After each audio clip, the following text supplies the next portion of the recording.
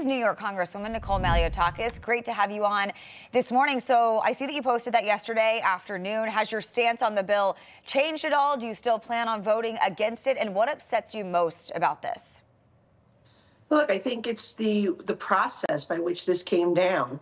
Earlier in the month, we were told that this was going to be a clean CR, which I think would have satisfied the majority of members.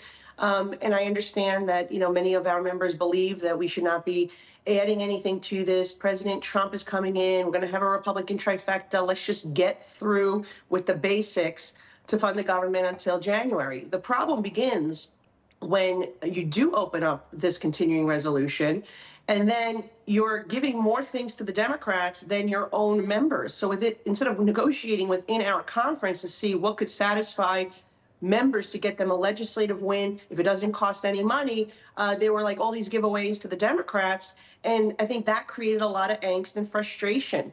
I think there's an overall issue here with the leadership. And I've expressed this.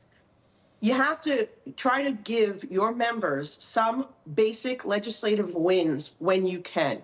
And it didn't necessarily need to be within the continuing resolution. Perhaps it should have just been a clean continuing resolution to fund our government and keep it open until we get President Trump sworn in. But at the end of the day, what does it take? What does it harm the leadership or anybody in this conference if members are able to put forth a piece of legislation, if it has no fiscal impact, that would be a win for them back home? And I think that, to me, is what is most frustrating about this process, is that the Democrats end up walking away with more legislative wins for their districts and their constituents, and then those of us who are trying to get last-minute legislative items across the finish line aren't seeing that type of progress. Congresswoman, we had Speaker Johnson on earlier at the top of the hour, and he had mentioned that the disaster funding obviously hit primarily red areas, rural areas, the farm bill extension, the subsidies to help out farmers who are struggling. There's not many blue farm districts. Those are all huge Republican wins in this package.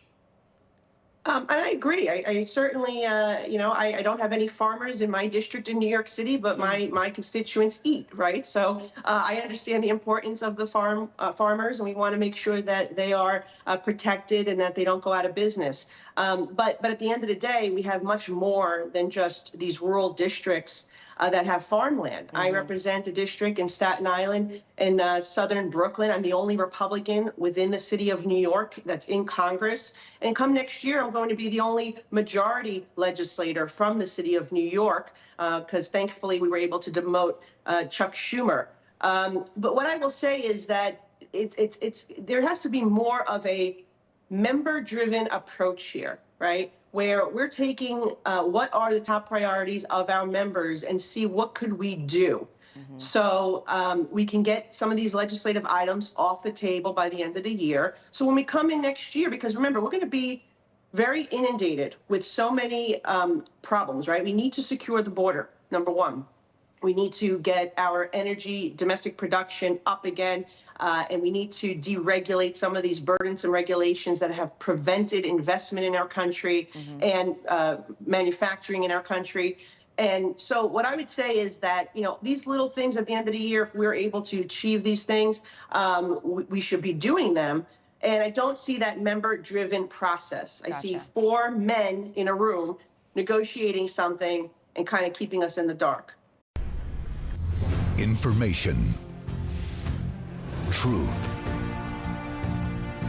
is freedom. Is Newsmax. It's real news for real people.